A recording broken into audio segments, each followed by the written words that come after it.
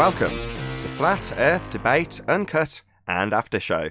I'm your host Nathan Oakley, and if you are new to this channel, or you've not done so already, then be sure to subscribe and hit the bell notification icon and join button if you'd like to become a Nathan Oakley 1980 channel member and keep up to date with the Flat Earth debate. If you would like to support the channel, there is a super chat that runs alongside each of these shows while they premiere. There's also a PayPal, Patreon, and crypto link in the info box below the video. Speaking of Patreon, I'm going to do a quick shout out to all of you who do support me on Patreon. So a massive shout out of thanks and appreciation to Guns of Navarone, RMP, Troy Shuka, Bosnail, Joseph Pizarro, Samson, Maris, Mobile Max 777, Neo the One, Lost Cat FE, Rob W, Open Minded, Reese Pound, Del West Watson, Mike, Muted, Dick Earth Skeptic, NA Literalist, Maria Neelands, Unbelievable Productions, Blue Ridge Ranger, Rob H, The Real Gabster, Windrider, Liam Nedrick, Abraham Mohammed, Dave Rakia Gafford, Naibai, Adrian Quintana, Skeptic 936, Life is Short, Fireball X, theflatearthchannel.com, Texas Mike, Edwin Johnson, Kirsten Smith, Alexander Main, and David Wayne Foster. So a huge, massive, enormous thank you to all of you for supporting me on Patreon. Now, I'm going to hand over to whoever is in Google and Discord so you can enjoy their conversation while I set up for today's live show. Not to get political, but that was my conversation with the Russian lady today. Ah, that's wonderful. See, that was the reason for you to miss that bus. I always take advantage of those things. So this guy called me up now, the mechanic. He's like, you tell me what's wrong. So I told him. So he basically has to take both my vehicles there because they're giving me a hard time where I am, saying that I have no plates on my Mercedes, that I can't keep it parked there. So I asked him to send this tow for both of them. He's like, what are you going to do with the Mercedes? Where are you going to keep that? I said, well, I want to fix it. I mean, it's still running. Just making it, I think it's something to do with the drive shaft. He's like, yeah, but that ain't worth putting no money into. Parts are expensive. It's only me and another guy. I'm like, dude, you had the whole summer to work on the Nissan and get it running right. Then I was going to test drive it again. If I liked it, I was going to buy it. But the situation called where you told me, just bring it back in after the holidays and you take care of it. When I brought it back in, you gave me an extension on the freaking, what do you call it? You know, the inspection shit. And this happens. I got to tell you, I got no luck with cars. Oh, we're talking about cars. I could take one right out of the showroom and something will happen. I guarantee it. Whoever listens to this pre-show is going to say, oh, you think you got a story with cars. Let me tell you. Our Earth debate. See, I know what I could get away with Nathan, because Nathan's into cars. Can't get away with politics with Nathan. He'll shut you down. But cars, you can get him talking. And sound. Forget about it. Sound, forget about it. It's like diarrhea. He never stops. Nathan, you're going to take that? Well, yeah, I'll take that. It's totally true. Go ahead, Crit. I will say Neil's coming in hot, just getting roasted.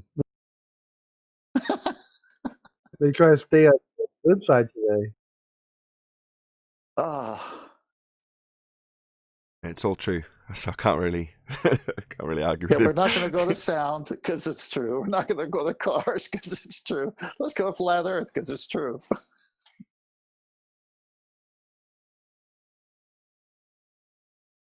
But Nathan, I think you were right on point earlier. I think you're 100% right.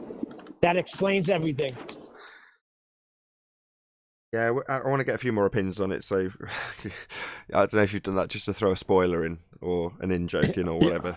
Poor taste. Yeah, he did. Unintentionally. Intentionally.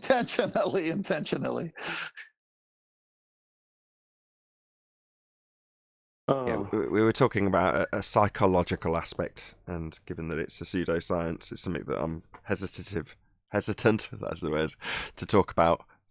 So there we go. But I'll get a few more opinions. Maybe it'll come up on the show one day. Yeah, it will. I'll bring it up. Yeah, it's a description. So if you use it as a description, and we have plenty of individuals acting out that description in real time, then it fits. It fits. It may not be the whole thing. It could be part of it. Like life is that way, right? Yeah.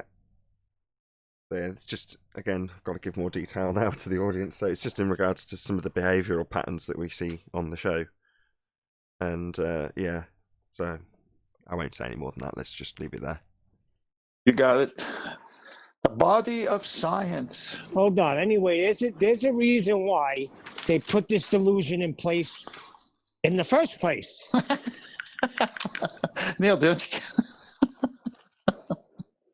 Oh, wait a second. Everybody wasn't privy to that call? Oh, I'm sorry. You crack me up, man. It's all good.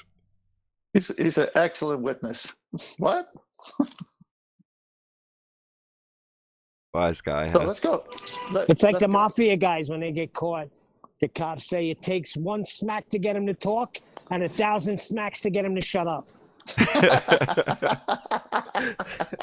That was classic. That's beautiful. Oh, gosh, Neil, Hey. you're on the roll this Hey, morning. John, by the way. Hello.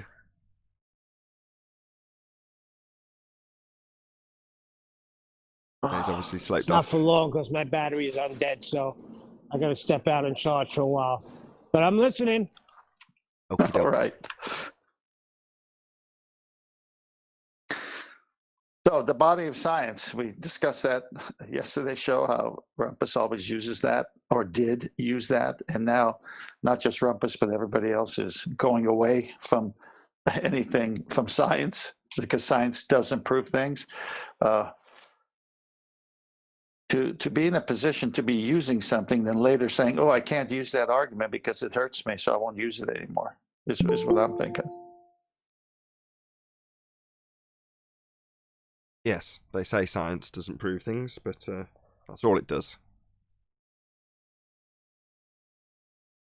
I made this meme where it shows Obi-Wan Kenobi on the high ground, and he says, "Don't try it, atheist globalist. Flat Earther has the high ground." And then Anakin's like, "You don't understand the power of the rumpus." And then the next image below is like Anakin's burning body. It says the body of science. Love it.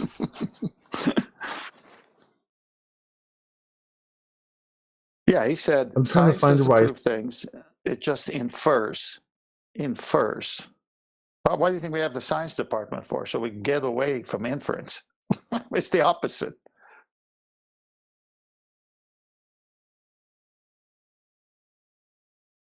Did you know that Darth Vader's actually pretty crude in terms of his technological ability, the suit that he utilises, that he was given after that you've just described? In the narrative, it's actually crappy intentionally. You know that?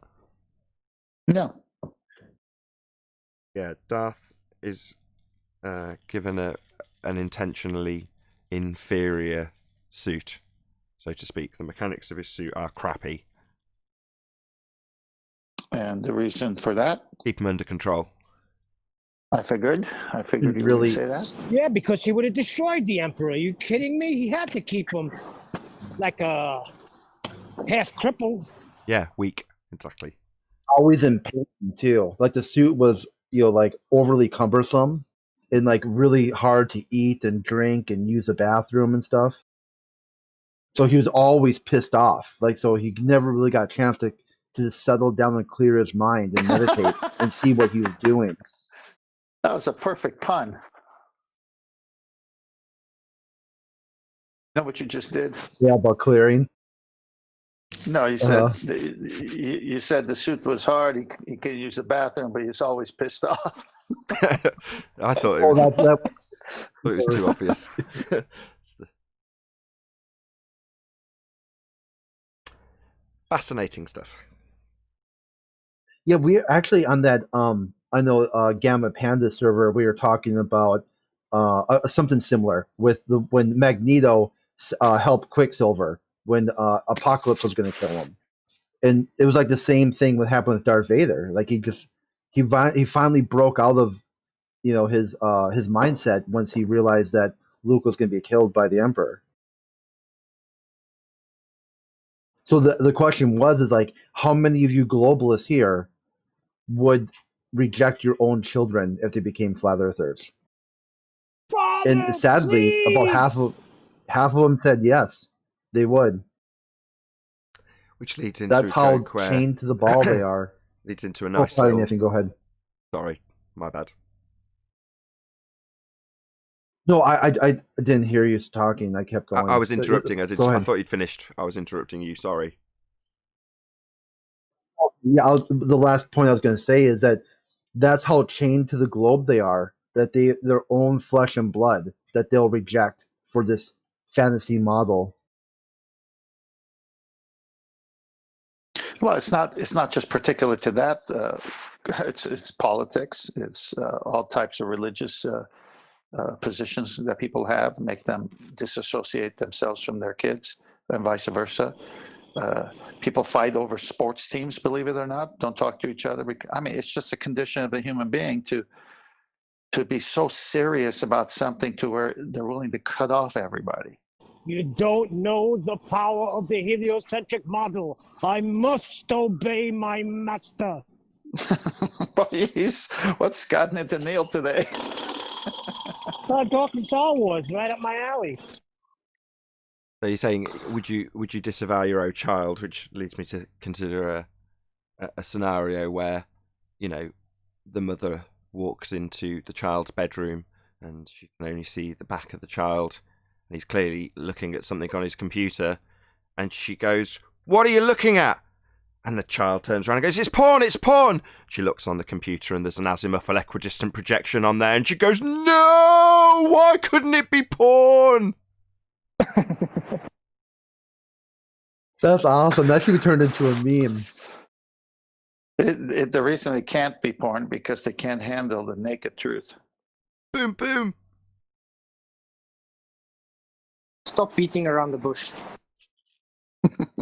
Boom, boom.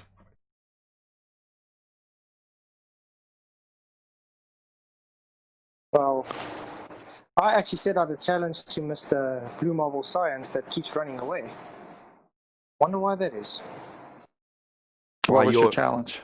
Why you're chasing after some fundy zealot to give you attention? I don't know. Why is that? You tell me. Maybe, you know. Maybe because I'm bored, and it was a fun thing to do, to make him look stupid, which he's doing himself though. No, I'm just sick of him making claims and can't back it up, that's all. But there's a bit of sadism in there too, from what you've just said. Yeah, but I think you get to a point where you just get tired of listening to the same garbage without backup. You know what I'm saying? If you make a claim, just back it up. It's as simple as that. I don't know why you waste your time.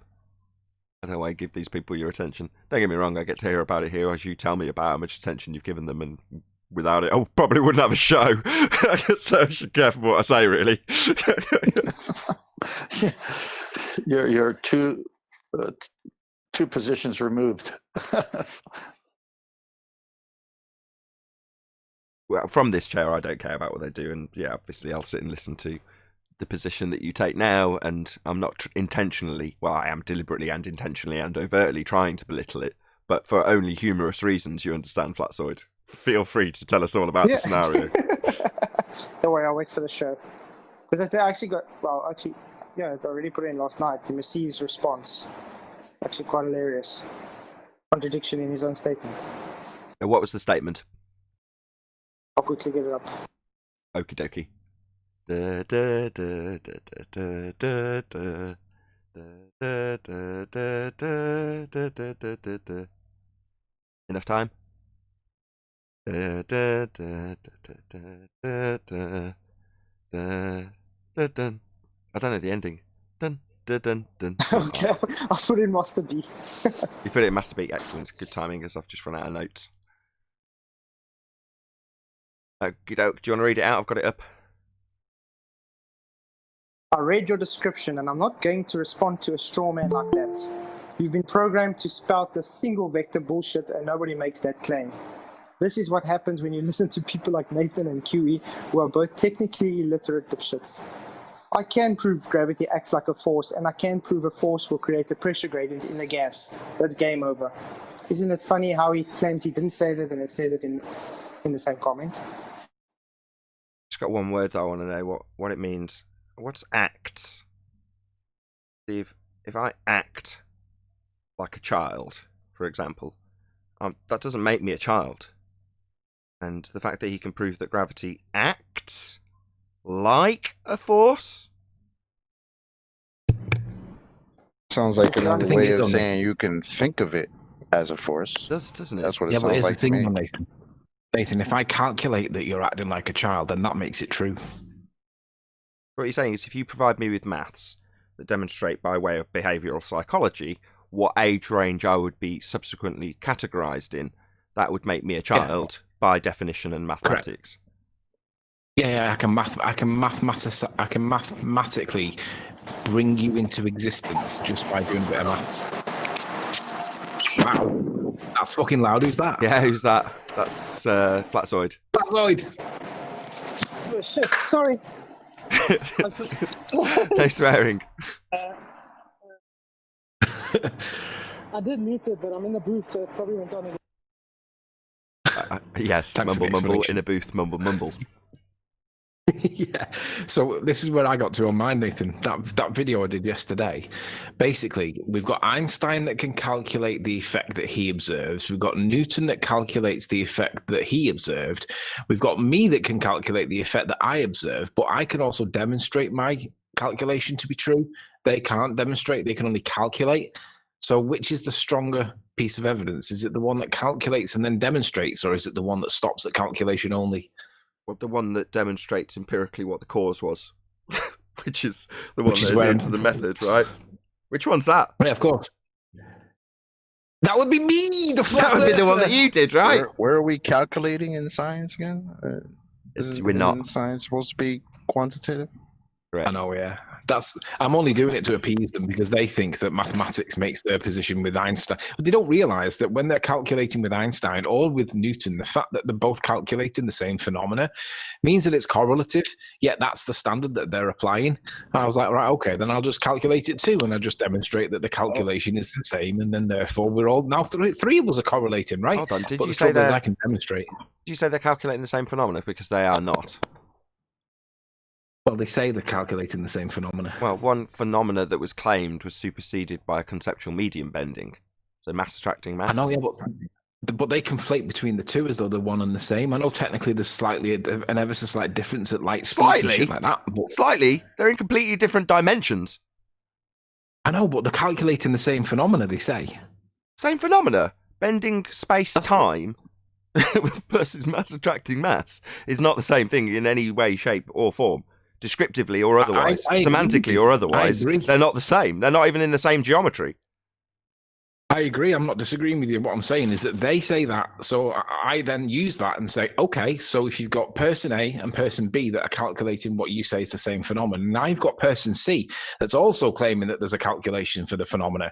The only difference is I can demonstrate what makes that thing move. They can't, and they don't like it. That thing moving in your example was upwards. Yeah, I want to know what made gravity decide to work on the medium instead to create that upwards thrust. What did gravity have a day off? Do you want a baller answer? No, it's only the down bit. It's mostly down. Mostly down. Go boom boom. Mostly. Yeah. We ignore the 0.1% that goes up. Mostly. What's that from? Oh, it's from Aliens. Of course it is. Most quotable movie ever. It all goes down. Mostly.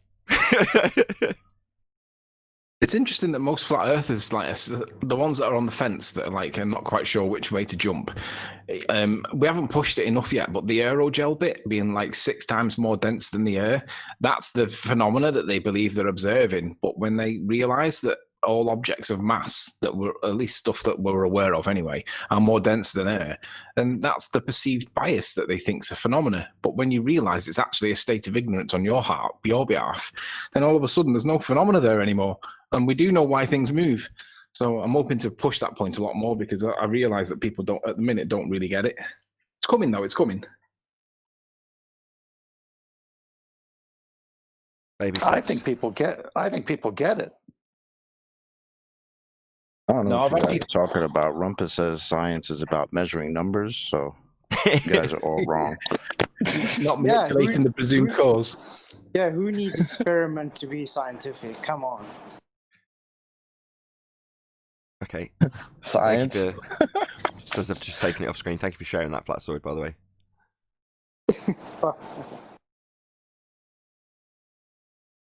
That subject is covered in so much sophistry, I doubt a normal person would get it. What's normal? Anyone that's never heard That's that a there was philosophical- actually a debate. That's a philosophical question. What's normal? A collection of averages. Yeah. A perceived state that is acceptable to be in the middle. It's Hence funny why 'cause somebody came into 24/7 one day like a troll, and he came in and he called us all the flat earthers. He said, "Oh, you guys are a bunch of normies." We were like, "What? what is that? Wait, what is that an insult or what? I don't understand." None of us understood. We were like, It's just "Okay." accurate. If you want to consider a You mental normies. state, then we're normal. If normie means normal, then we're normal. We don't suffer any delusions. So we're not under the misapprehension that we're on a sphere-shaped rock flying through a vacuum and spinning. Right. So I was like, I mean, if we're normies, what does that make you? Like a weirdo? A fundamentalist. understand. Oh, I can tell you that too. A fundamentalist religious zealot. Hey, there you go. Okay, so I shared this story in the after show the other day. So I sat down with this golfer that I'm working with, and I talked to him about flat Earth for the first time. He got it, no problem. I went through the housekeeping questions, the top three. Told him what I'm doing with the sextant when it's used for navigation, how it can't work on the curved surface. He says, "Oh my gosh, that's." He says, "Look, I took geometry. This totally makes sense to me." And so when I say they get it, they get it. Now, he got it, and he's going to look into it more. Other people get it, but they have a conflict. There's two thoughts in their heads at one time. Well, how could it be? Why would they do this? So they do that instead of researching it.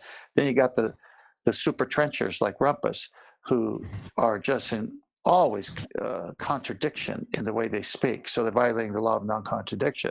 So that's good for the show because a normie can just listen to that and say, wait a minute, I got it. Why is he doing that? He's contradicting himself. Science doesn't prove things. So, the body of science. So he's holding two positions. Whenever it's convenient, he goes to the one.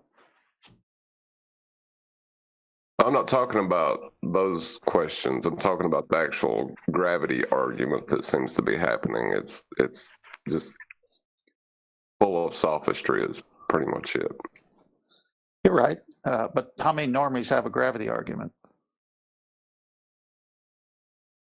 Anybody you ask out on the street when you drop something, what caused it? Even if you let go of a balloon, I know. say gravity.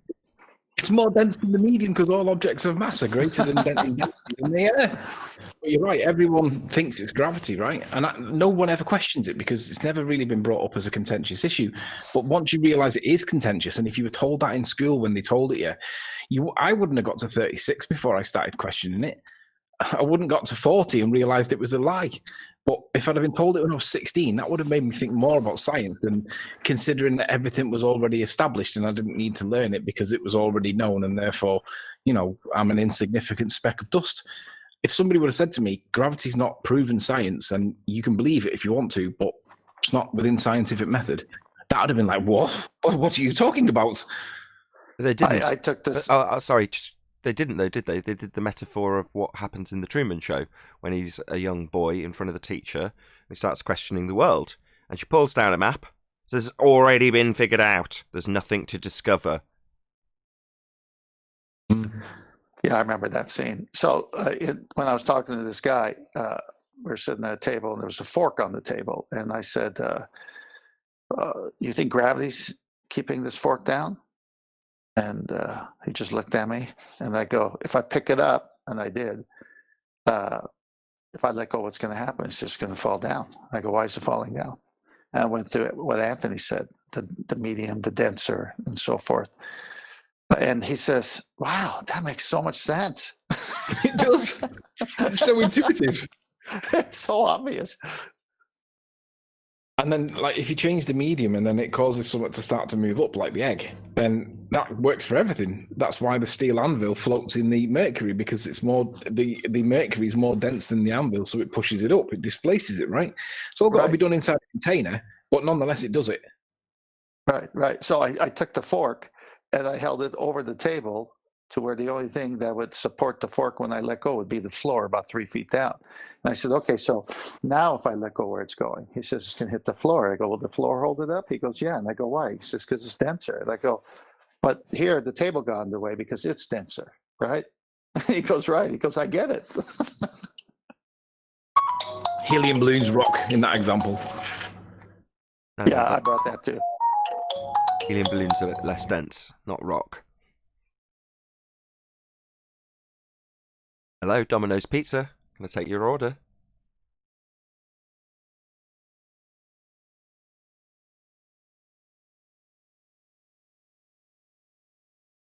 Wow, that phone call killed the conversation. Well, I was waiting for someone to order pizza. Wow, I was just looking at something taking not a single vector. No universal bias down or up. Yeah, apparently not. No way, that I was a heard cold call. That was a cold call from an insurance company trying to get me to update my life insurance. I didn't even get to the point where I asked them not to call me again. They just hung up. What's your wife's insurance? Life insurance. Oh, why are you trying to get your wife's insurance? Doesn't want to have a paranoid ghost that's all worried about finances and stuff.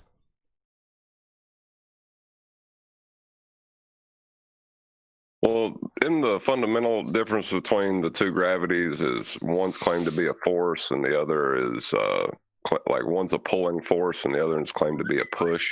No. So they can't be the same thing. No, close. One's claimed to be a force, the other is claimed to be not a force.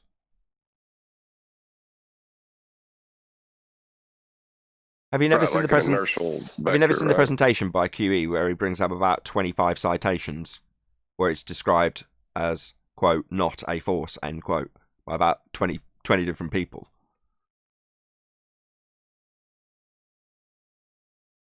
For example, not as a force, but as the bending of space-time is how it will get described. Not as a force. Well, that's a perfect description of what we're talking about. So they hold two positions at one time. It's a force, but it's also not a force. Have you taken your your meds yet? I mean, my goodness, who could say that? You don't understand. It's just acting.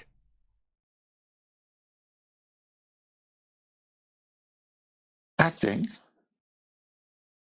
Yeah, it's acting like a force. You know, not a force, but acting like a force. Yeah, I could think of it as a force, but it's not really a force. But then it's a force when you want it to be a force. No, it'll be acting like a force when I want it to be a force. It's not a force.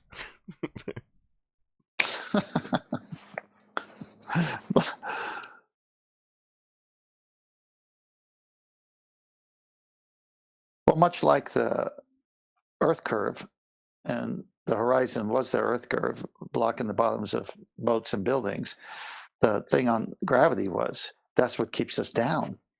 It's this force keeping everything down. That's why things fall. So excuse me, nobody claims that. Thank you. Yeah, nobody claims the horizon is Earth curve. Can you just correct that, please? Yeah, this is the nonsense we have to deal with. They come in with two positions. They argue ours and theirs at the same time and think they won. Yeah, they're delusional. In the face of contrary evidence that completely dismantles their fundamentalist belief in whatever it may be, gravity in this example, they will still hold on to it and either hold both positions, in which case cognitive dissonance ensues when they're here, verbalizing their simultaneously holding of two positions. They do that with surveying. They do that when they do navigation and the use of the sextant. They have to pretend the Earth is flat when they use it, and then they say it's curved. Yeah.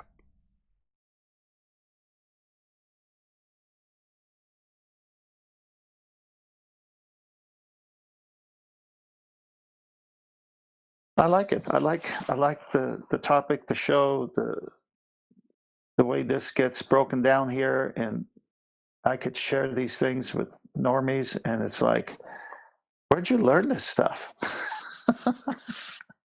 Be here or be sphere, flat Earth debate.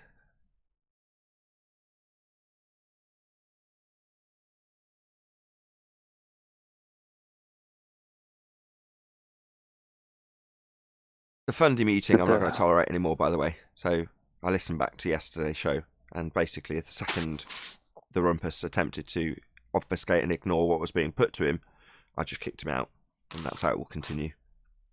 Good. As soon as you start interrupting the position that's being put to you, when you don't have a justification for interrupting other than to reassert your position again, which is all they do, then one chance, then you get told off. If you're a normie, then you get kicked out. Well, I knew that was what was happening in the background, because obviously I can hear him talking, and I know that you're muting him, but because I know that you're muting him to shut him up so that I can get my point out to the audience, because I knew that's what you were doing, I could confidently carry on talking knowing that you just muted him.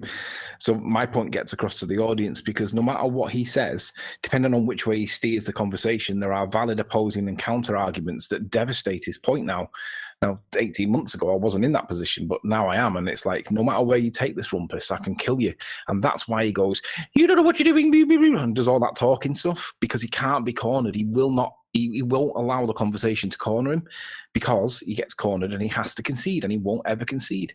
That's what they're doing. Well, it's a pathetic, shouldn't be required, right? If you're on the winning side of the argument, you just need to make your point. Your point will stand. It won't be capable of being challenged or rebutted in a way that's actually taking the argument to pieces if it's a winning argument. Now, if you haven't got a winning argument, you just need to make damn sure that your opponent's winning argument doesn't reach you, so you have to address it, or anybody else if you can obfuscate it and talk through it so it's not heard. And that's the only tactic they've got left. Just make sure that the opponent's position doesn't get heard clearly. Anthony, do you remember when the Black Swan first came out, Rumpus came on the show? You and Ranty went into another show with him, an after show that went over 2 hours. On that show, Rumpus ran out of every explanation. He'd come up and he finally settled on, well, it must be the Matrix then. Now he's arguing the Black Swan from a different position, which is still wrong. But he was so flabbergasted when it first came out that he blamed the Matrix. And we're saying, no, it's geometry. I don't actually remember that, but all avenues that Rumpus takes results in death. But he knows it as well. This is what's interesting about Rumpus, because most of the normies don't come in because they know they're going to get cornered and battered and they don't like it. But Rumpus knows he's going to get cornered, battered, and he comes in anyway. So it's like, whoa, this is like interesting psychology here, because it's like he knows he's going to get battered. He must believe his prowess in obfuscation of. He's called the Rumpus, isn't he? He must believe that his prowess at being a Rumpus is elite, and that's why the only reason he comes in. He seeks attention, and if he gets attention this way or that way, he gets it. Either way, he gets attention. That's what he wants. He had faith.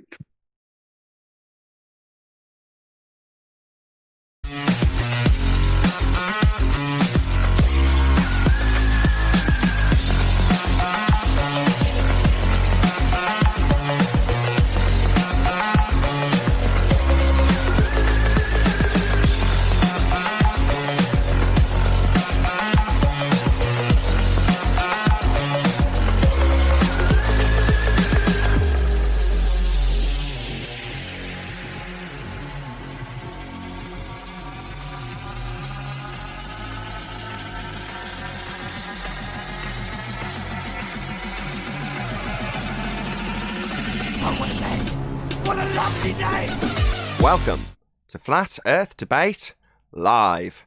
I'm your host, Nathan Oakley, and if you are new to this channel, or you've not done so already, then be sure to subscribe, hit the bell notification icon, and join button if you'd like to become a Nathan Oakley 1980 channel member and keep up to date with the Flat Earth debate. If you would like to support the channel, there is a super chat that runs alongside each of these shows while they are live, and there's also a PayPal, Patreon, and crypto link in the info box below the video.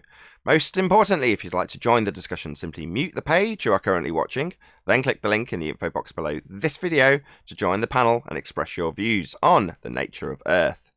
If you do join, please don't swear. If you do, you'll be ejected, and if you are, please don't try to rejoin the stream using stock accounts. You'll be warmly welcomed back on the next stream. Please also share the show on social media. Sharing the show obviously increases the live audience, but this in turn increases the chances of a more diverse panel, so please share the show on Facebook and Twitter. One last time, if you're new to the channel or you've not done so already, then be sure to subscribe, hit the bell notification icon and join button to keep up to date with the Flat Earth debate. Now, we are joined by Sleeping Warrior, 10th Man, Neil, Chocolate Saiyan, John, Flatsoid, and a whole bunch of people in Discord, so welcome one and all. Did I say 10th Man as well? 10th Man. Welcome. Hello, Nathan. It's good to be here. Hello, great to be here. How's it going? Hello. Hola, amigo. Hola. Good morning. Hola, gringo. So, let's rattle through housekeeping, Nathan. Have you got something to get to? Rattle through, as in do it quickly. Have you got something pressing? Yeah. Oh, Pressing. okay. Yeah, into the vacuum of space. Yeah. I'll take that as a no. Any No, I evidence? have got something to get to. Oh, okay. No, okay, fair enough. Any evidence of a physical, geometric, sphere-edge horizon, formerly known as Earth curvature?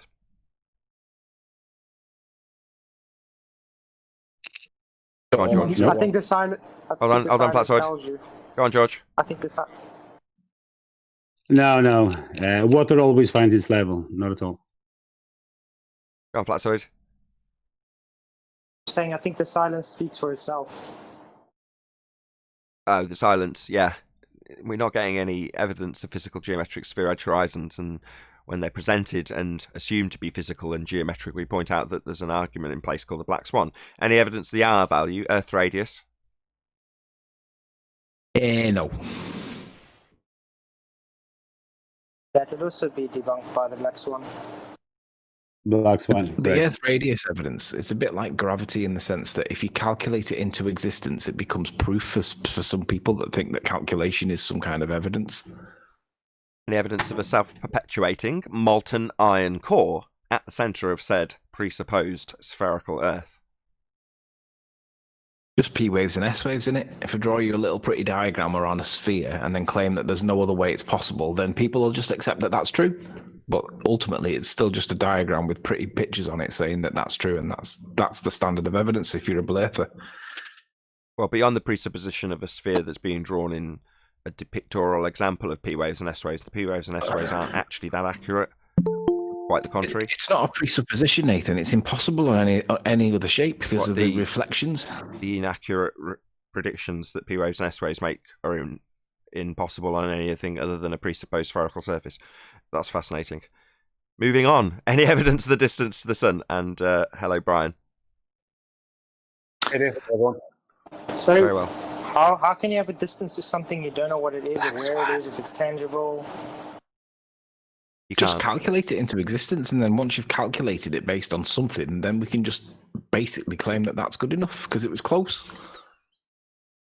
Any evidence? You've said in, Go on. You've said in the past that all the distances to anything has to do with Earth radius being correct if we were a sphere, correct? Yeah, Yeah. and Venus. Okay. So since Black Swan shows we're not a sphere with a radius, then there is any claim of distance to the sun is based on what? Based on a nonsense that's been debunked. There you go. More to the point, the Black Swan shows that it would be impossible to ever calculate a radius of anything Correct. because they're using the horizon. That's correct. Yeah, there's no geometry No, to a Nathan. not actual location called the horizon. That's correct, Brian. The Black Swan demonstrates that you can't ever derive a sphere. It implodes the assertion that we're on a sphere. It debunks it Correct. We should go back over that distance to the sun one, Nathan, at some point, because that evidence for the application of Kepler's third law with the Cassini and all the other stuff, it was worth going through that again, because I don't think enough people have seen that and realise how the distance to the sun is just a nonsense argument. More than happy to. We'll cover it after your important issue that we're going to cover at the end of the housekeeping, after we find out if, and there may be some evidence that you can have gas pressure without a container, given that the fundamentalist religious zealots who believe they're on a spinning water ball think that the sky is a vacuum. Well, Flatside showed that that's not a possibility in the past 24 hours. So, Okay, tell me more. Flatside showed gas inside in a jar, and when he opened the top of the jar, the gas left it. Oh dear! How do you know there was definitely gas pressure in the jar in the first place? Because you could see the gas. What gas was it? I'm not sure. You have to ask Flatside that. I don't know what type of gas it was. Did he bottle a fart? Is that what it was? I'm not sure. You could see it. It was smoky. Maybe it was smoke. I'm not sure, but he showed that it didn't stay. Smoke's not gas. Smoke's not gas. That's particulates. I'm not sure what it was, but he definitely did a demonstration. You can do it with a bottle of pop. If you just shake up a bottle of pop, there's pressure inside it. You open it and it goes psst, and then you know that there's pressure coming out of it. It's as simple as that. Yeah, if you leave that bottle there without the top on it, it'll end up being flat. You won't have any. Why does a bottle of pop go flat without the lid on? Entropy. That's probably the best way to describe it. Yeah. That's literally how I describe it to people that don't know anything about thermodynamics or anything, and they understand that. It's very simple. That's because it's so that makes sense. It's just a description of something that occurs always. When it comes to natural laws, that's all they do. Describe something that occurs always. Anyway. Your jokes are so damn rubbish. Jokes?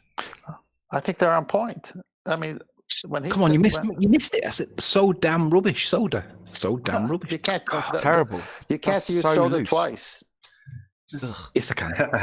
There's rules to this. Look, the entropy in the punning is getting really bad. At some point, it's not worth it anymore. I know, I agree. Well, okay. Glad you don't pay my bills. Any scientific evidence of gravity? No. We've had Travis on for a while, haven't we? Gravitational anomalies in a tunnel in a mountain. If they do claim that it's less gas will be pulled down by 9.8 meters per squared second. A second squared, is it not? They do claim that. They say gas go down, go boom, boom, like bouncy balls poured into a fish tank. That's correct. Were they able to observe this and have a hypothesis on it and actually experiment on this? No, that's fundamentally not how gas behaves. But however, you can take a solid that's bonded and pour that into a fish tank and assert that that's what gas, which doesn't behave like that because it's unbonded and has elastic collisions. You can assert that that is how it behaves when it does not. So then that would be not scientifically then. Well, they don't even have the phenomena of gas going down, go boom, boom. They have to engineer that with solids because that's not gas behaviour. Gas expands in all directions to fill the availability of volume it has to fill. Shout out to LV23 for the super chat. Really appreciate the support.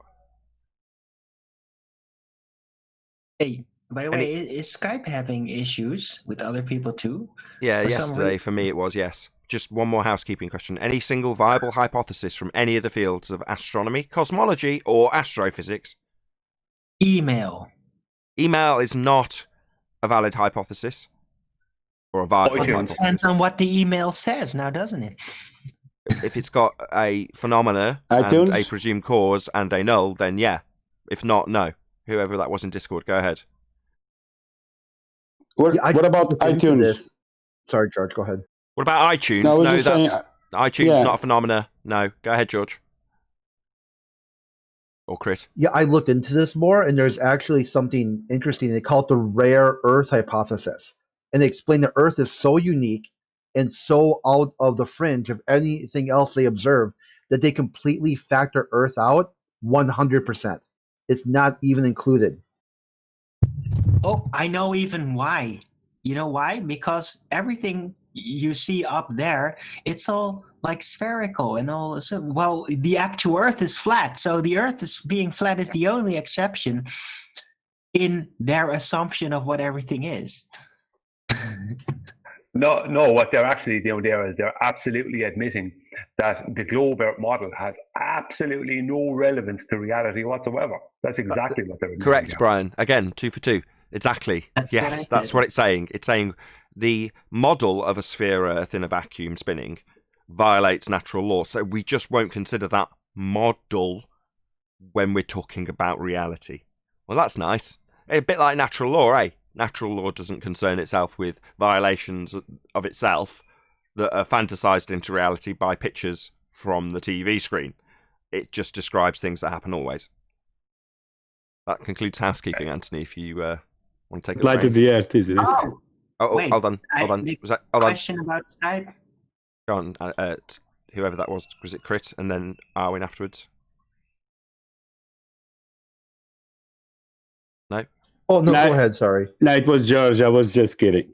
I was citing Rumpus. It doesn't apply to the Earth.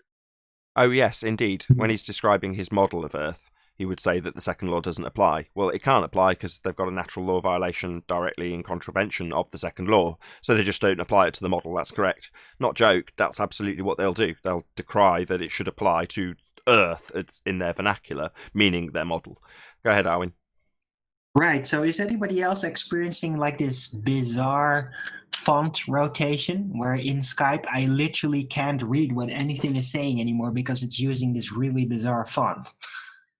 No, I haven't not noticed that it's in Swahili or anything. Well, I don't even know what this is. I'll screenshot it. It's really looking weird. Can we save it till after the show? Sleeping Warrior, you there? Because I know you want to present something at this point. Yeah, I'm ready to go, man. Let me change the screen. It's going to get a bit of background noise while someone realizes that the mic's hot, but it's fine. Right, so let's get rid of this. All right, so can you see it, Nathan? Have you got it up, yeah? Yeah, you see it, yeah? Yeah. Once I've got it pinned, I will. Okay, so basically yesterday I presented a video, and the idea behind the video was to demonstrate that this guy that I was citing was showing what happened in my egg test, to explain visually what the pressure was doing. And it was basically to demonstrate like how the ball earthers are now at the position where they calculate an observed phenomena and think that that's an acceptable standard of proof. But the problem is I can also calculate now the same phenomena, and that makes there's three of us that can calculate the same phenomena, and therefore by their standards of evidence that's acceptable. But if there's three of us that are calculating the same observed phenomena, that makes it correlative, therefore not causative. So in science, we don't correlate, we demonstrate cause and effect. And that's what we're supposed to be pushing is science. What screen right? are we We're supposed to be seeing, pushing... Anthony? Because what we've got at the moment is just Skype and the Hangout and stuff. I've got the wrong screen, then let me switch it over.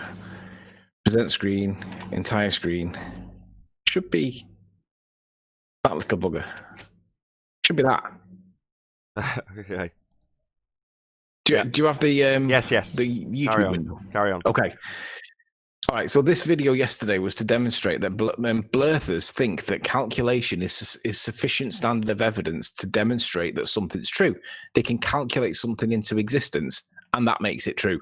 Now, in the back and forth, it was created by this this response from this guy called Defo Bryso, and he's the pinned comment. So you should go and have a read of it because it shows that he will not consider that calculation is not the standard of evidence. He insists that because they can calculate it, that's good enough. But you've got Einstein that calculates the phenomena. You've got Newton that also calculates the phenomena. And apparently they're both pretty much similar when we're dealing with stuff on the Earth. It gets a little bit obscure when it gets to things at light speed in Narnia.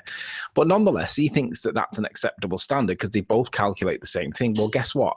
I also calculate the same thing. So that makes three of us that are calculating the observed phenomena. But the thing is, I can demonstrate it. We know what caused the egg to move. It was me adding a little bit of salt.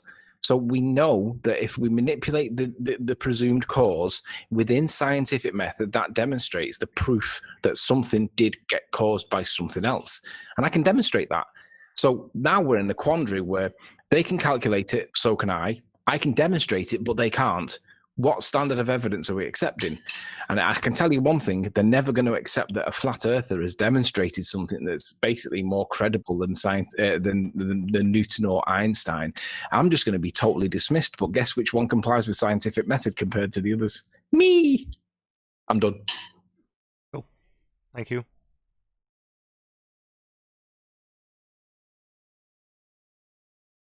I posted the screen cap of the Skype situation. Okay. It's really hard to explore. You have to get it in before the end of the show.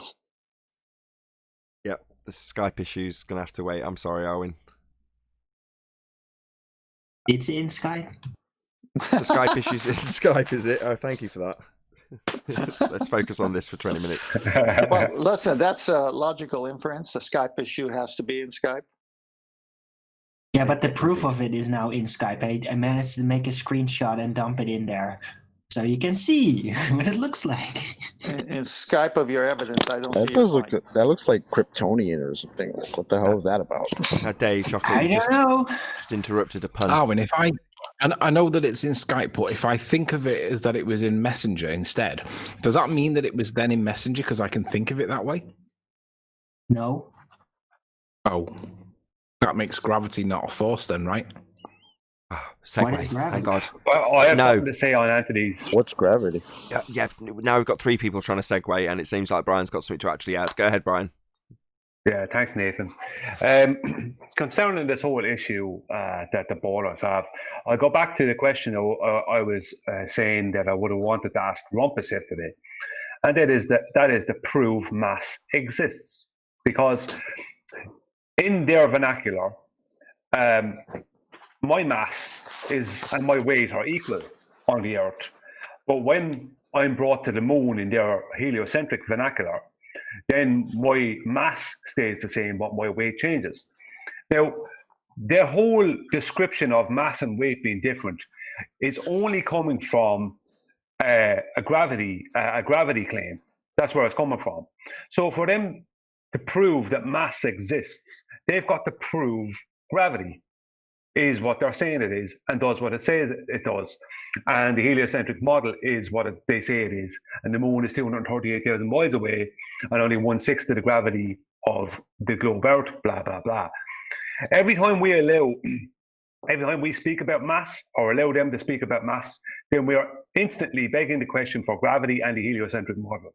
They have to prove that weight and gravity are different. Because if I go to a gym and I pick up 2 dumbbells and each dumbbell is 5 kg, am I picking up 10 kg of mass or am I picking up 10 kg of weight? This is the where you got to point out that the hijacking of the word weight by science is that by pseudoscience. That's what's happened. They've took the general use of the word weight, and they said it's mass times gravity. Because Rumpus, I can imagine him coming in now saying, "You're a moron. Weight, gravity causes weight." And that's what he'd say. Well, weight is the colloquial that we all use to describe things that are more heavy, right? Well, that's what they've done. They've took the concept of mass, multiplied it by another concept, gravity, and then the results equal the observation, they tell us, and then that's basically by inference or by casual correlation. That's what gravity is. It's 2 conceptual things multiplied together to give you the same the matching of the observed phenomena. Anthony, can you do me a small favour? Go on, Nathan. Sorry, just quickly. Can you just turn your mic level down? I don't know if it's always in +10 or something crazy, but can you turn it down? Because I can hear my compressor kicking in because your line's way too loud. Thank you. Anthony, on me? Yeah, go on. Yeah. So I already made a video about this months ago, and I detailed how volume can be described and defined as mass. Density is defined as mass. Matter is defined as mass, and we all know that mole is mass, or mass is mole, a calculated amount of matter. Then we have a mass of people. Then you have the mass that the Catholic Church have every week. So we have many different masses, right? But what they're actually doing is when you look for definitions of weight, what you'll get is 2 times out of 3, you'll get gravitational acceleration. 1 time out of 3, you will get mass times acceleration. Okay? But what they're actually doing is they're taking weight and what actually causes weight, which is density, matter, volume. That is what causes weight. So what they're doing is they're taking those things and they're separating them from the word weight by terming them all as mass, and then allowing weight to be defined as gravitational acceleration or mass times acceleration. But it doesn't matter, because without the gravitational acceleration of the mass or on its own, according to their vernacular, there is no weight. So what they're doing is they're separating the two. Weight is caused by density of matter within the volume. That's what causes weight. The amount of density of matter within a volume. That's what causes the weight of an object or substance. So if you want to talk about a calculated weight, that's how you calculate it. Mass is a made-up term that begs the question for gravitational acceleration and allows them, every time we use it and they use it, it allows a division between what actually causes weight and what they claim to cause weight, which is gravitational acceleration. Then what they do is they push it another step further, and then no matter which, if you go with the 9.8 meters per second or 9.8 meters per second squared, no matter which way you argue that, they'll argue the alternative, right? So they'll say, is that an acceleration or a velocity, right? Now, if you say it's an acceleration, they can then go and find citations that say that it's not an acceleration, it's a continual straight line that is not an acceleration, it is a velocity. But then if you say it's a velocity, then they go and find citation that says that it's an acceleration, and it will give you a curved line. So the 9.8 meters per second squared essentially is they conflate between it being an acceleration and a velocity, and they do that to confuse the hell out of you, right? I had it with a few different topics, angular size being one of them. But the problem is, if it's an acceleration, then there's nothing to stop it from accelerating indefinitely to the speed of light, for example, as an absolute maximum. And then that's the consequence of it being an acceleration. But if it's just a velocity, then the velocity varies, because we know it starts from an absolute velocity of nothing, you're holding it and then let go. So we know there is an acceleration or change in rate in velocity, right? But the problem with it is, if it is an acceleration, then there's no end to it on their model, because it continues on forever, because there's nothing stopping it to slow it down. But that implies that the object will free fall up to the speed of light. And that's an absurd position and we don't know what the answer is, but that's the consequence of it being an acceleration, and they can't have that. So they've got to conflate that argument. So they'll conflate between acceleration and velocity. And no matter which one you choose, they'll argue with citation that you're wrong. So overall, the overall effect is that the point gets totally discombobulated and you don't know what's true anymore.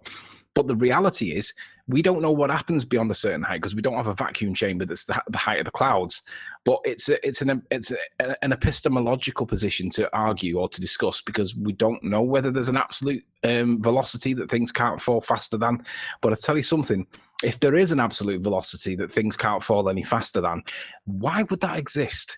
Because it indicates that it's a rule of nature, a law of nature set by design by somebody or something that's put a limit to it. Because otherwise it continues to free fall at the rate of the maximum velocity of the speed of light, for example. And obviously that's obscene, but that's the quandary that they put you in, and they make it on you, not them. It's crazy. Yeah, but what's happening there is, as soon as you argue with them about velocity or acceleration, you're already begging the question for them. They want to argue about velocity and acceleration all day long, because they're arguing about velocity and acceleration of a mass caused by gravitational acceleration, caused by this gravity. They're never proving mass and they're never proving gravity. And that's what they have to do. They're arguing within the logical. Yeah, they want to argue about acceleration and velocity all day long, and they make it even an entertaining argument. They'll make it intellectual and make it entertaining, so everyone will enjoy it. But everyone will forget that they're not proving mass and they're not proving gravity, because to prove mass is to prove gravity. To prove gravity is to prove mass. They did they've got to prove one or the other. Sorry? They did the exact same thing with angular size with me. If you look up the definition of angular size, it is the size of an object from a given distance, and it's usually on Earth. Because you look at the sun and you go, right, it measures X. But it's not just the angle size, it's from the believed position that you're 1 AU away from the sun. or 93 million miles. But it's not just the angle size, because the angle size can put that sun at the size of a pea right in front of your nose, or it can put it at 93 million miles away in a gargantuan size. So, and anywhere in between, beyond, like before and after. So it's an infinitely variable, and that's basically Kepler's third law. It's essentially the ratio between the 2 points, right? Well, that's what they got me to argue within their method. They were arguing that angular size is this or that, and it went on and on and on. But ultimately, once you start arguing about angular size, you're assuming that the sun is a tangible object or a physical object, and you ignore that. You miss the fact that nobody knows what the sun is. They tell us it's a fusion reaction between blah blah blah, and then you've got what's his face, Robitaille, saying, well, it's actually got a solid outer case, and we know that because we can bounce light off it and we can measure that, and that makes it solid. What's the sun? Who knows? But what they'll do to me with the angular size gaslighting, the exact same thing with speed and velocity and acceleration. So be careful if you ever get drawn into an acceleration over velocity argument.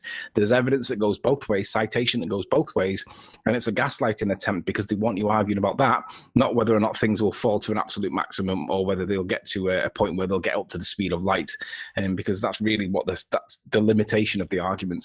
It's fabulous though. Yeah, well, I mean, they're arguing about basically the optical size of something that is a light at an undisclosed, at an untangible angle, one bit that's always affected by refraction, and an altitude we can't determine, and then everything.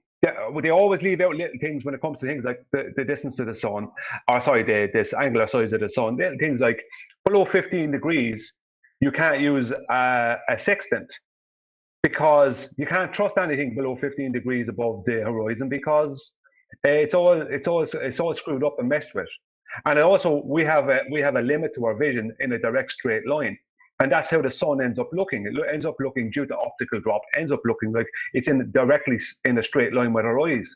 But it's just a case of it's moving further away from us. But whatever it is, we only know of it as a light that gives heat or causes heat. And we don't know exactly what angle it's at because of refraction. We don't know what altitude it's at. So as soon as we start arguing about its angular size, then we're already talking about how it's some kind of physical object at a certain distance or whatever, that kind of way. And that's what they want you to do. Exactly. Instead of just that's exactly, Brian. Well, you spot on again, exactly. And when you say, well, it's moving away into the distance, only a minor criticism, but it appears to, right? Because otherwise we are in danger of doing the same thing when we describe it in those terms. Now, minor criticism, because other than that, exactly, they want you to reify it into physicality. Same goes for the horizon. My only other criticism is, Anthony, could you just back off your mic another couple of inches as well? Because you're popping it and stuff with you. You're just a bit too close to it. You've turned it to the right level now, but you're still a bit close. So it's still a bit too loud, but you pop in the mic when you're talking to it. It's because you've got a good mic. Anyway, yes, Brian. Yes, Anthony. Spot on. And it is glorious. Well, yeah.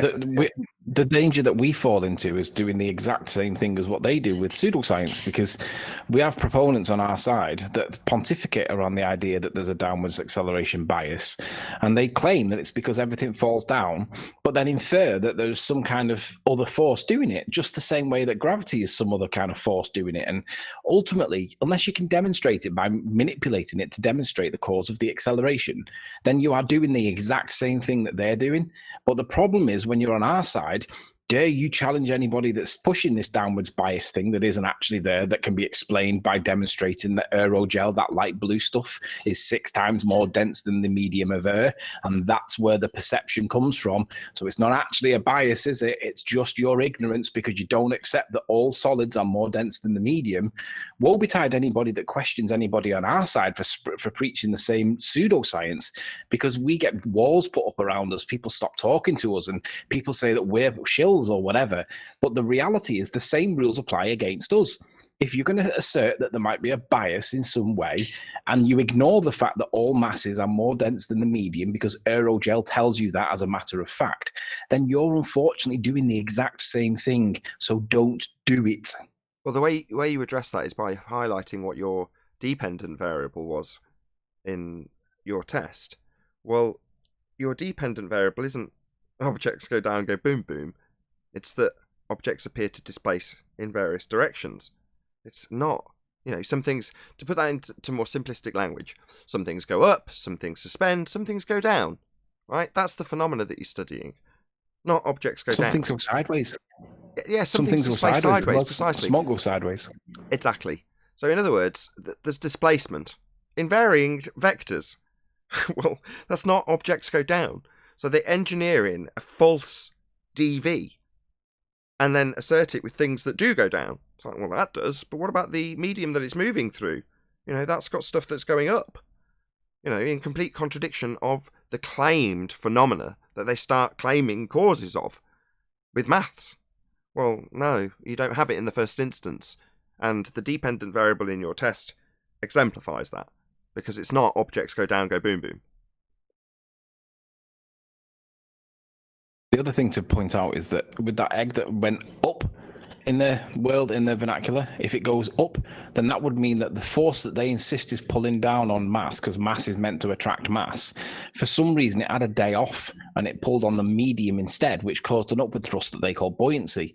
And I've tried to get them to explain what made gravity decide whether to pull on the medium, the egg, or have a day off and pull on the density of the gradient instead. And I've never got an answer that's suitable. They just completely ignore it. It's because you can't. But the egg went up. Well, exactly, because the egg went up, it stands in violation of their claimed phenomenon. In other words, things don't just go down. It's not a bias. Your phenomena demonstrates that. And upon variation of the cause, of the effect, validated through experimentation, you can establish the cause of why it's going, what was that you said, up? So you're not even validating things going down and the cause of it when you're looking at why an egg display is getting displaced. Well, that's got nothing to do with the assertion that things go down. In fact, it's absolutely flying in the face of it. So when you say, well, they don't give a justification for why it has a day off, it's like things that are always, or a bias, occurring in all things, or as they sometimes assert, well, the gravity is natural law. Like, no, well, then it would be occurring always. You'd require a description of it. You wouldn't have any examples that absolutely fly in the face of it. That's why you can't give an explanation why gravity took a day off. It didn't. It doesn't exist. So just to re-emphasize the point, aerogel is 6 times more dense than air. Some people say it's 15 times more dense than air. I guess there's variations in how they make it. Point is, it's more dense. That negates the perceived bias, because there isn't a perceived bias. It's just an ignorant position that you don't realize that everything else is more dense than the medium. And alternatively, yeah, my egg that I dropped didn't go down, did it? It floated. And then when I did something else, it went the opposite way. So Nathan's quite right to point out that the bias perception is not there, because not all things go down. Because even Newton's third law states that for every action, there is an equal and opposite reaction. So for everything that goes down, according to Newton's third law, there's something else going back up the other way. So that tells you that the Mother Nature is a balancing act of some kind. It's all relative to each other. I don't want to use the word relative because I know some people will instantly ascribe Einsteinian theory of general relativity to me by doing it. But the point I'm making is that if there's an equal and opposite reaction and something's gone down, then the other thing that's gone back up again means that not everything goes down. So that's 50% of the perceived phenomena disappeared anyway. Well, I have to say something now, something that you said there a few minutes ago, Anthony. You said mass is supposed to be attracting mass. No, it's not. Not since 1915. Mass is not attracting mass since 1950. And I know you're only going by their vernacular, but this is more the same thing again. They have a speaking about something that's not even current. Even NASA have caught on. Even NASA have changed their vernacular. I like that word today, vernacular. Even NASA have changed their vernacular on what causes the tides. Now NASA have, because it was read out last night on Brandon's show, that the boy Travis, not Travis Eaterban, the other Travis, I can't remember his YouTube name now, but the other Travis, and you all know him, and that they are talking about how the ocean currents, or the oceans, because there's salt water, they conduct electricity.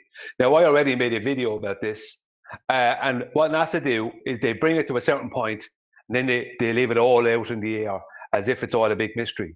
And you can and Travis Eaterban made a good point when it was read out. He said you end up just going what and walking away from it, right? Even NASA have accepted that the moon is not controlling our tides. You know, these people we're dealing with, what we're dealing with mostly is people who spend their whole lives copying and pasting answers, right? Whether it be verbal or written, they're copying and pasting answers.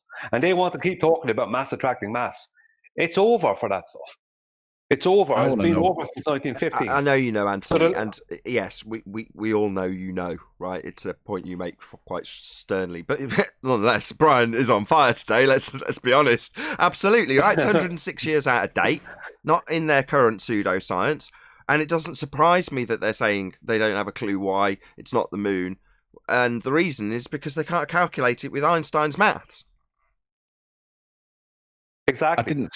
I didn't say that I knew. I said I want to know if, and this is a genuine question, if the sun is supposed to be 400 times bigger than the moon but 400 times further away, does it have the same, on their model, does it have the same gravitational pull?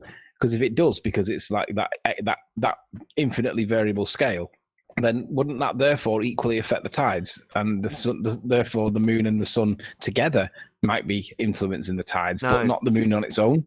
No, like I've just said, this is something that we've laid down as a challenge because it's not calculable with Einstein's field equations, right? You can only do it for one mass. As soon as you introduce, well, how does the other mass? Well, no. It doesn't work like that. Hence, we've said, well, okay, give us the field equations and how they work for these two masses, Moon and Earth. And you can't. That's the bottom line. There's something about Einstein's theory of general relativity as well. The description that he uses for gravity being an effect. He uses the word mass and he uses the word effect. Now, Anthony, I suspect you'll probably argue with me about this, and I'm happy it'll make a good show. But something I want to point out about that, and I have pointed it out before to you, Anthony, and maybe some of the other people here on the panel, he never defined what he meant by those two words. He just threw those two words in there. He didn't state mass, what he meant by mass, and effect. He never defined this effect. So what is the effect he was defining? I mean, what is it he was speaking about? He never said. He just added gravity in because everyone believed in it. But by not defining it, you're able to then infer or invoke orbits, because that's the effect. He needed orbits, and that's where Einstein got orbits from. And if you can get orbits, then you've got a heliocentric model, and that's how they did it. Are you talking about moving along a geodesic? Yeah, the geodesic path remains straight in Einsteinian relativity, right? However, you can think that it's a curve, or you can think it's a force of attraction because it warps the curvature of space-time. It curves space-time. But that doesn't make it true. Just because it might seem to match the observation, he still says that the geodesic path remains straight. Well, that to me is like an embedded confession. Okay, what warps space-time in his vernacular? The uneven distribution of mass. So in the case of the planets, the moving planets in his model is the orbit, but he admits that it travels straight, not curved. We perceive a curve that we would perceive because of perspective, but he calls that the warping of space-time, and he calculates it. So if he calculates it into existence, it becomes a thing, because that's what they do. If they need something, they'll just calculate it into existence. But we would call that perspective, and essentially that's what he's done. So, yeah, but if in his field equations, he doesn't account for any more than one mass. So how does he account for orbits? Because he claims that the geodesic path remains straight, that we perceive a curve. So if you've got a straight line in the sky, but we're perceiving that it's curving, then you've got orbits. If you haven't got orbits because they're not actually curving, it's perspective, then you've just got things going across your field of vision in a straight line the way we perceive them. So then you haven't got orbits, you've just got things moving above your head, and it doesn't imply heliocentrism. Yeah, well, if you take the basics of what he's claiming concerning the effect, right, that is gravity, what he claims gravity is an effect, then, but this is something I asked before, and I couldn't get any correct answers on it. The moon, in his belief, warps space-time, the Earth warps space-time, the sun warps space-time, etc., right? But an effect is an effect. You don't have different strengths of an effect. the gravity, the claim of the moon in the heliocentric model being 1/6 of Earth's gravity, that's out the window, because gravity as an effect is just an effect. And I mean, there's no defining of whether that effect is more or less in accordance with the size of, I have to use the word, mass. So of course it is. gravity It's on the moon, defined in the field equations to be more. The greater the mass, the greater the curvature. You idiot. greater the mass, the greater the curvature of what? Space-time. Yes, what about, I'm speaking about the word effect, Rumpus. So don't call me an idiot, because you're the one who came in here with the wrong argument. The bending of space-time is an effect. The effect, cause is and gravity, effect. is gravity an means effect there's or a cause force, of it. according to Einstein? So you have cause and effect, and the bending of space-time is dependent on the mass. The amount of bending is dependent on the mass. So the effect is the bending of the space-time. The cause is the amount of mass. Stop. No, hang on. Hey, speaking to me. Hang on 1 second, Anthony. So the effect that's known as gravity, right?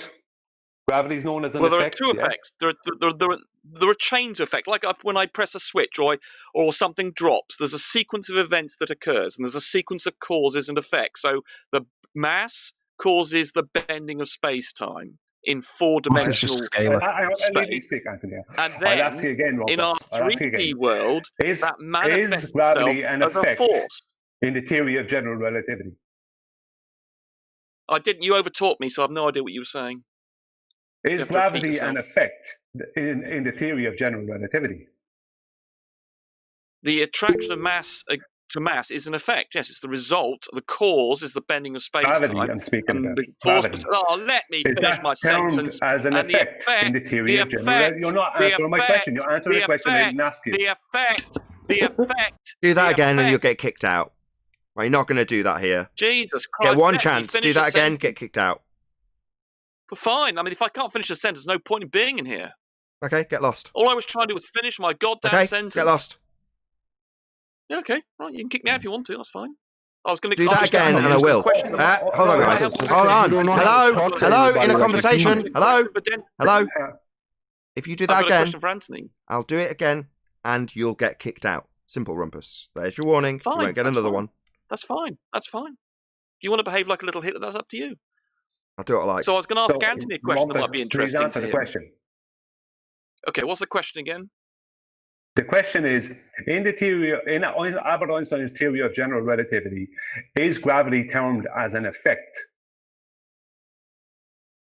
Well, he calls gravity the bending of space-time. So that's an effect of mass. So mass bending space-time, he says, is gravity, that bending of space-time, and that's caused by mass. And then that in its turn causes an effect in our 3D world of a force between masses. No, hang on. So there are a series of causes and effects. Wait. You're adding things to Albert Einstein that he never said. You're starting to add in the word force. Now, have you read any of his work?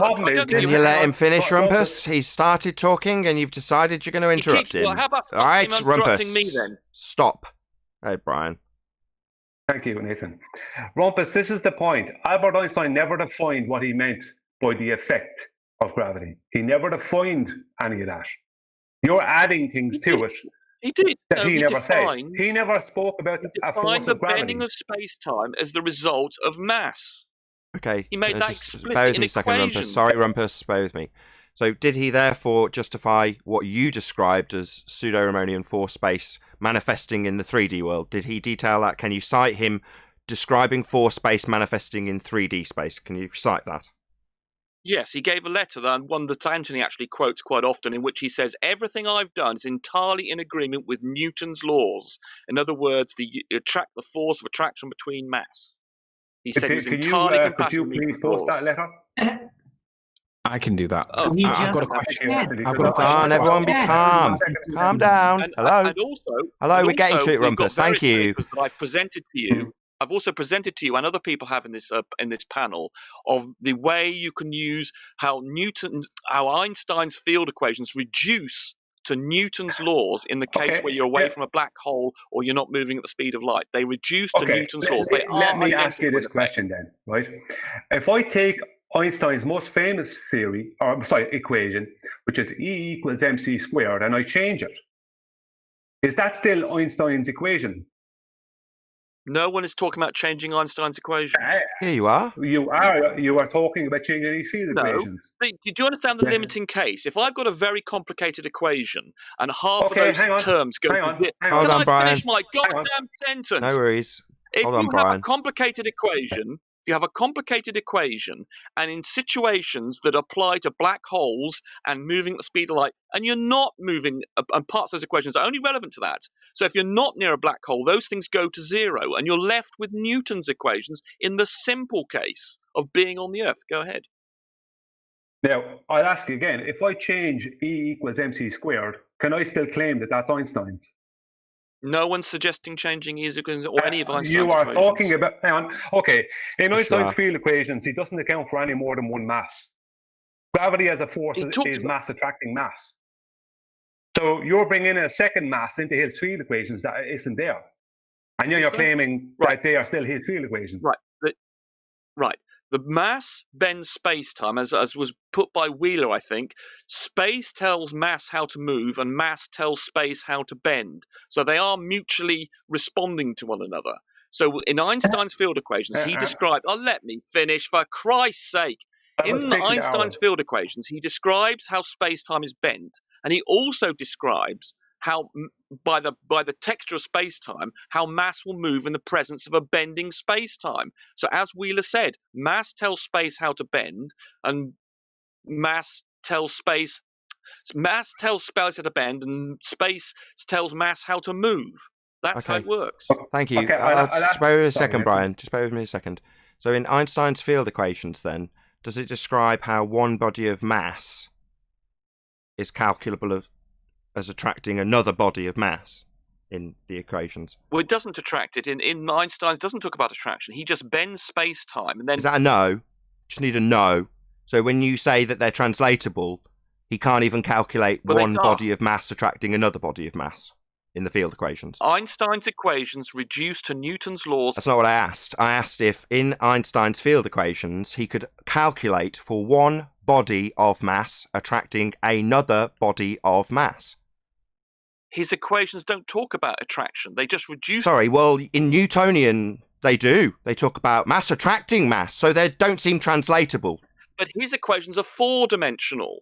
But when you reduce them to 3 dimensions, then they become forces. Okay, so in Einstein's field equations, if they're translatable into 3D space, which would have described in Newtonian terms mass attracting mass, can you calculate one body of mass attracting another body of mass with Einstein's field equations? Yes or no? Yes. Show me. Because they reduce. Okay, I can. You've seen the paper before. I'll go and get it. Sorry, are you going to now describe how you're going to reduce something to actually calculate it with Newtonian maths? Yes. No, I'm asking for it done in the field equations by Newtonian. No, by Einsteinian. There's another word that he really means to use when he says reduces down to Newtonians, and that word is correlates, not reduces down. Einstein's field equations correlate with Newton's equations. No, they reduce down. There's no correlation. They reduce them. But can they do the same exact equations? Can you do the claim that mass attracts mass in Einstein's equations? Is when you have 2 independent things and you measure one of them. That's when you call... No, 2 of them at the same time. One mass attracting another mass, as is claimed in Newtonian. Right, I didn't really hear what you said then. Yeah, well, shut up and listen. You know you're pummeled. Right, let's just take it as a statement. No, you can't calculate for 2 bodies of mass with Einstein's field equations. Yes, you can. What, by reducing them down to the Newtonian? Here we go. By reducing them down to Newtonian, you've already told us this. You're not letting me answer. Is it going to be that you're going to reduce it down to Newtonian? God. I'll say it again. In Einstein's field equations, you can have as many masses as you like, and that tells you how space is bent. And then when you go into the 3D world... No, that's not Einsteinian. Einsteinian's 4D. What do you mean when you go into the 3D? I'm asking in the 4D, equations used by Einstein can you calculate one body of mass attracting another body of mass? The fundamental premise of the Newtonian maths in 3D space. Can you do that in the 4D maths? In Einstein's 4D world, things do not attract one another. No. So you don't have mass attracting mass in Einsteinian then? So they're fundamentally different then? Correct. In the Enjoy the aftertaste. That's right, they're fundamentally different. So when he claims they're translatable, he also claims that they're fundamentally different and then attempts to talk through me pointing that out when he's just confirmed it. Don't know why you're talking through me. For the love of God, can you shut up? I will protest in some dramatic way like you do when I point out that that's correct, Rumpus. Yes, that's right. No, you can't calculate mass attracting another mass in Einstein's. Well, that's the premise of the Newtonian maths.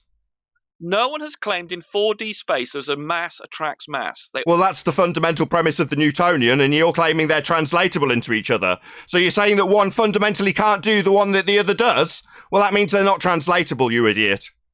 They are. When you go. Well, then why can't you do a mass attracting mass equation with Einstein's field equations then?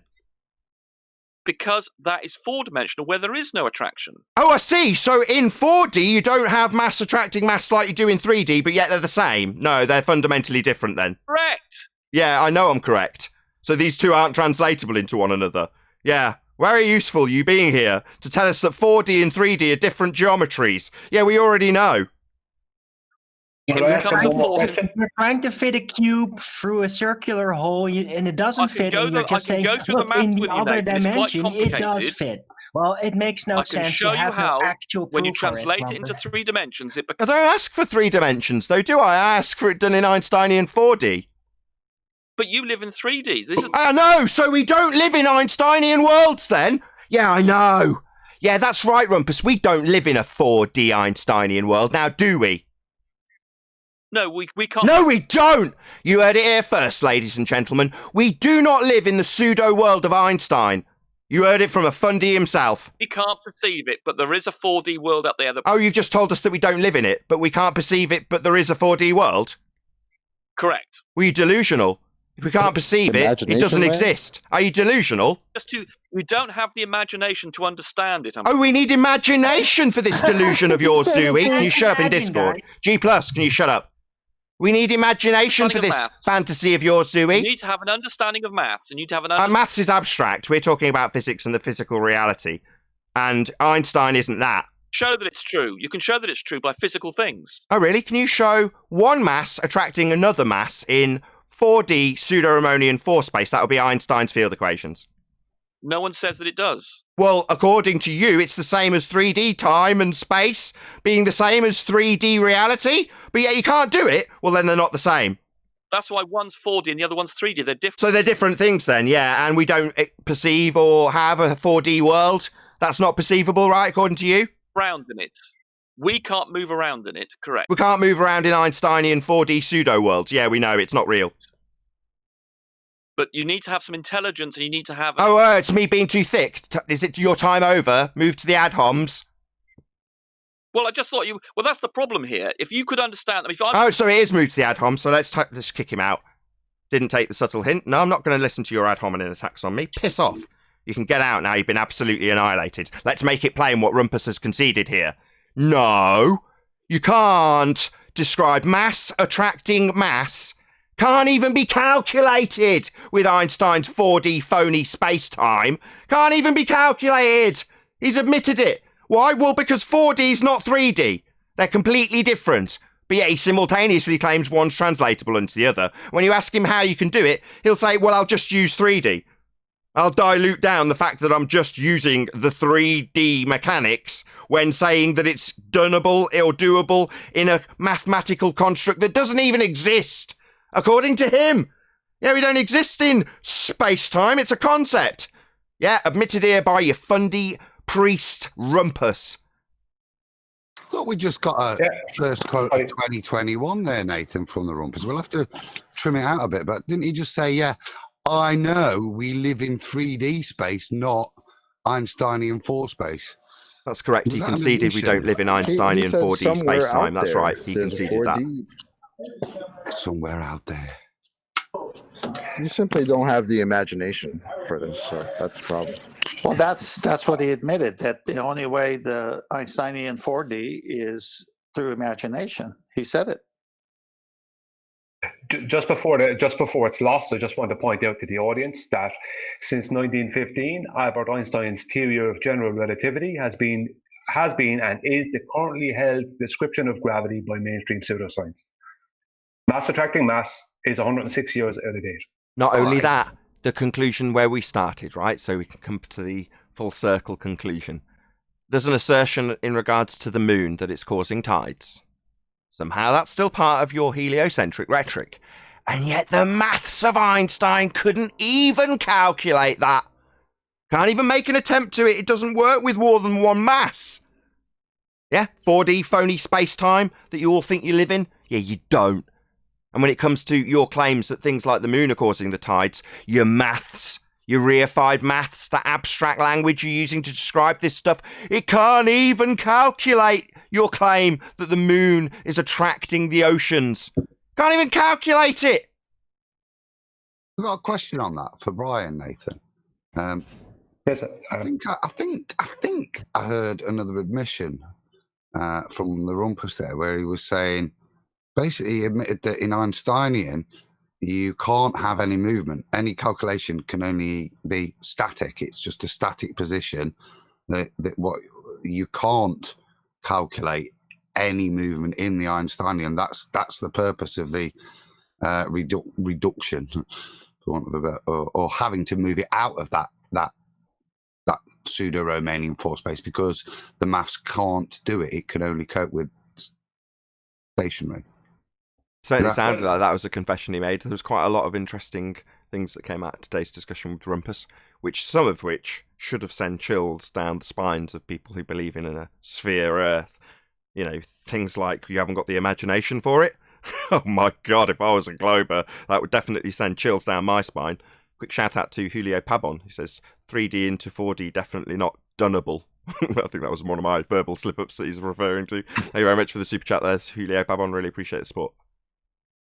It was right after he said somewhere out there is a 4D world, and I said in imagination land, and then that's when he repeated it. Yeah, you simply don't have the imagination.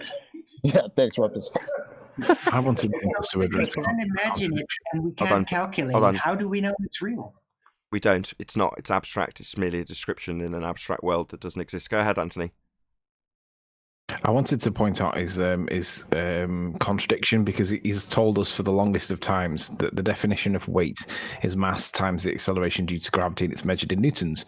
However, if you remove the gravity as a force, then you're left with just mass. And he's always told us that mass is just a scalar. It's just a number, right? It doesn't have any. It's not a force. It's not measured in newtons. It's just a scalar, right?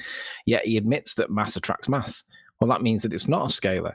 So he thinks that on the one hand, it doesn't attract mass. He thinks that on the one hand, mass attracts mass, therefore is a force. And then on the other hand, he says that it doesn't cause acceleration. You need gravity for that. Contradictions much. Contradiction that... out of what... Sorry, Nathan. Go on, you can have the last word. Go ahead. Yeah, answer me question. I will in a moment. What I took out of what Rumpus said, this should answer your question, Adam. What I took out of what Rumpus said today from the questions he was asked was that he couldn't define the effect of gravity as determined by Albert Einstein. And he also couldn't show how the effect would be different just because a mass was of a different size.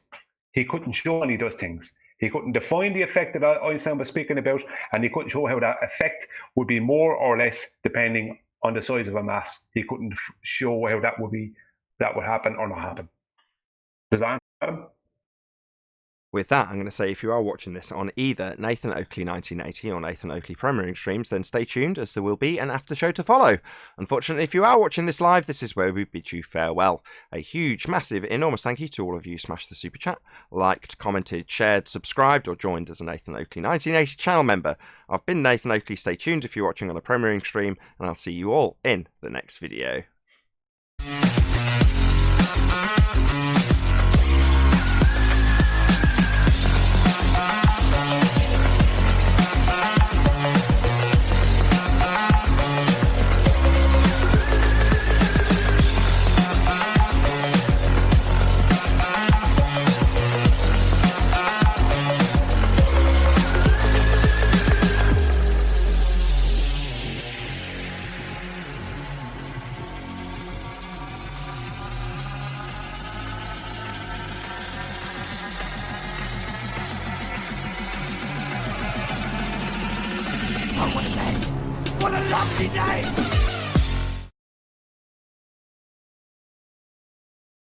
Yeah, well, I mean, I didn't catch that part. There was some of it I didn't catch because he was speaking through what I was speaking and through what Nathan was saying. So I didn't catch some of that. So you might have caught it from listening more than I did.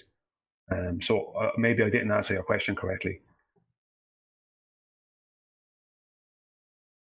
But it can't, can it? It can't calculate for movement. So that's the. Yeah, but I mean, the old adage that mass attracting mass is causing orbits and causes things to supposedly fall to the ground and us to go around the sun and the moon to go around us and to control our tides. That's all out the window because they don't have mass attracting mass. Now, Anthony has spoken about Einstein's version of an orbit, which makes no logical sense from what I can see.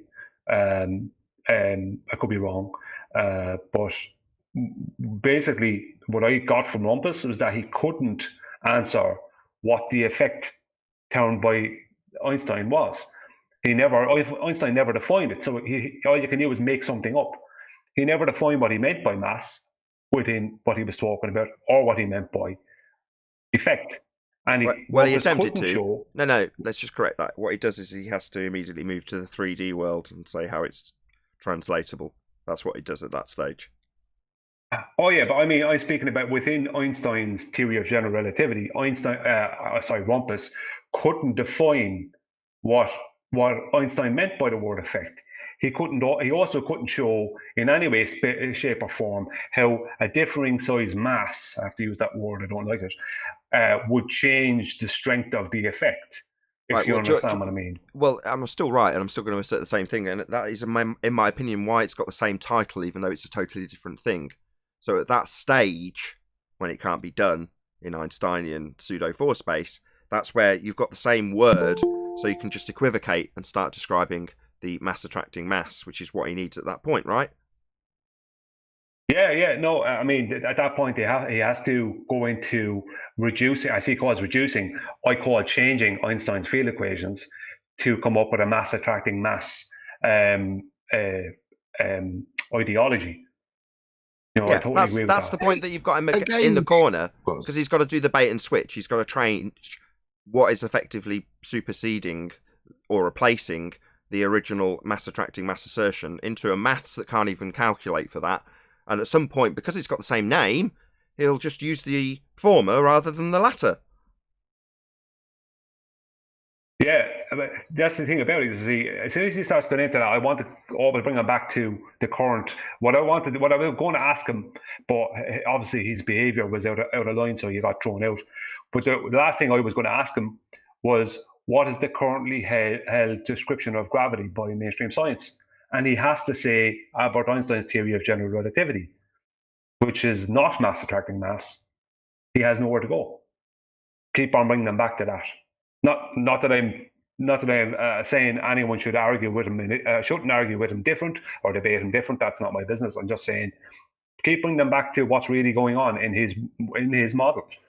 If he wants to go back to an old adage that's 106 years old, out of date. Sorry, 106 years out of date. He wants to keep on going back to that, even though that's out of date. Even NASA have accepted that. You know, with their description of the tides, they don't speak about the moon now. Right, because they can't. In terms of Einsteinian mathematics, it's incalculable. So why would they talk about it? Leave it part of the just so story fairy tales that are out amongst the normies that just perpetuate this nonsense. Just leave it out there.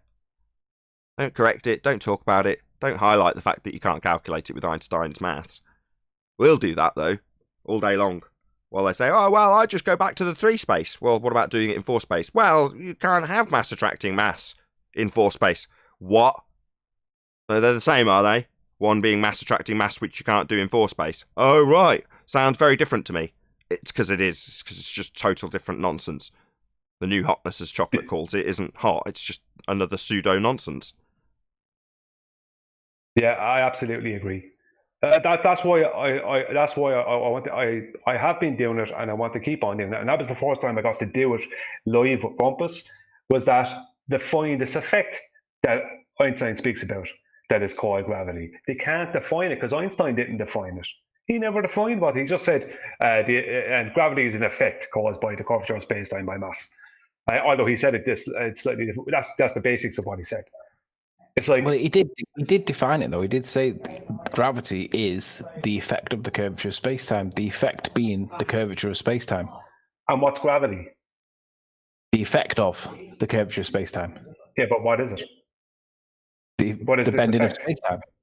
Okay, what's the effect? How do I? What is the effect? That's what he's trying to say to you. So the cause of the effect of the bending of space-time is the uneven distribution of mass. So there's your cause. Correct.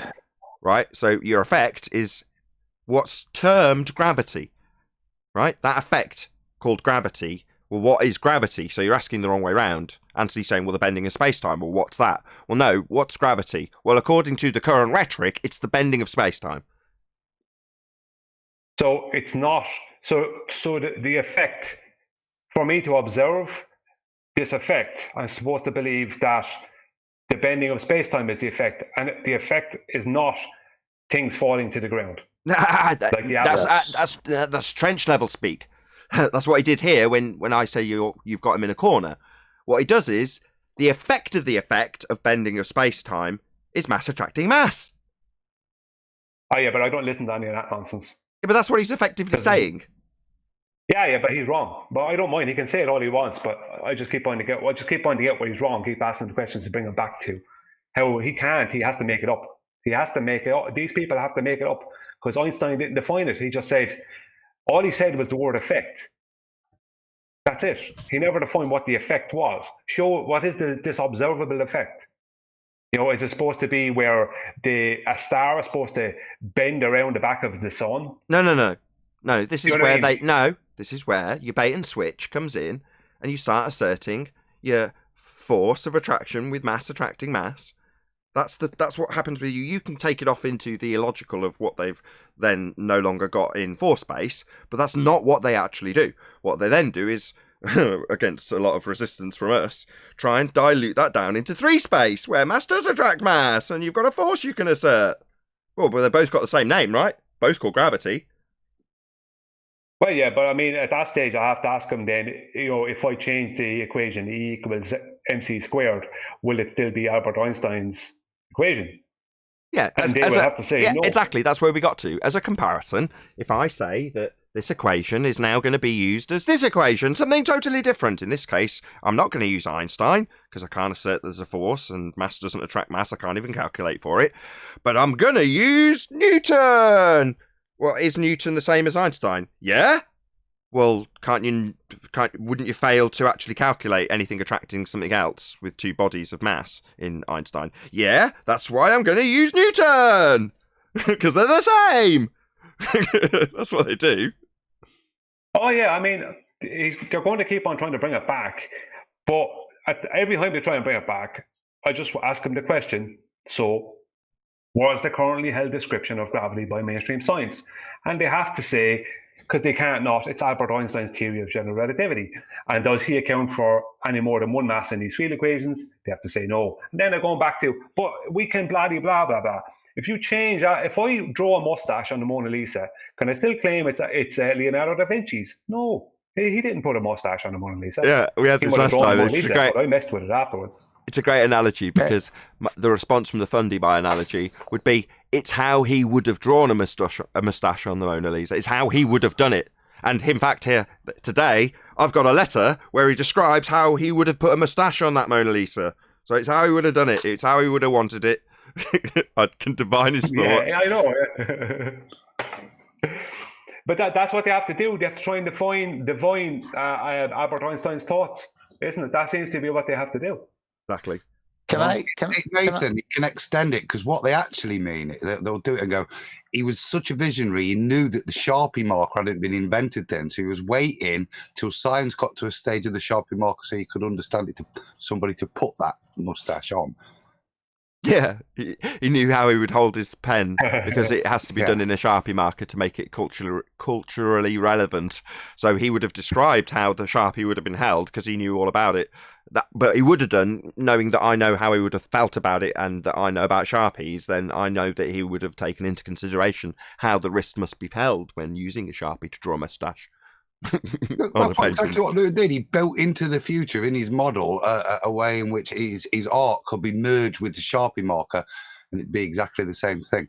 Yeah. Well, they said to him, right, when they were looking into their crystal ball and raising him from the dead so they could ask him these things, they were like, look, right, if you were in a position where you didn't just have 3 dimensions, you actually had this pseudo fourth that was time, yeah? And in those maths, you couldn't actually calculate one body of mass and another body of mass at the same time. How would you do that in your maths where they can? What would you do? And his response through the crystal ball was, what I'd like you to do for me in the future is to reduce it and pretend it's exactly the same if you could. But that's what I was going to say. But with a more spooky voice, just use my maths.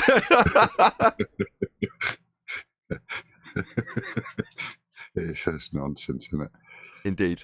With that, I'm going to say another huge, massive, enormous thank you to both Discord and G Plus Panels for making today's after show possible. And of course, a massive thank you to all of you in either Nathan Oakley 1980 or Nathan Oakley Premiering streams for hopefully smashing the super chat, liking, commenting, sharing, subscribing, and becoming a Nathan Oakley 1980 channel member. I've been Nathan Oakley, and I'll see you all in the next video.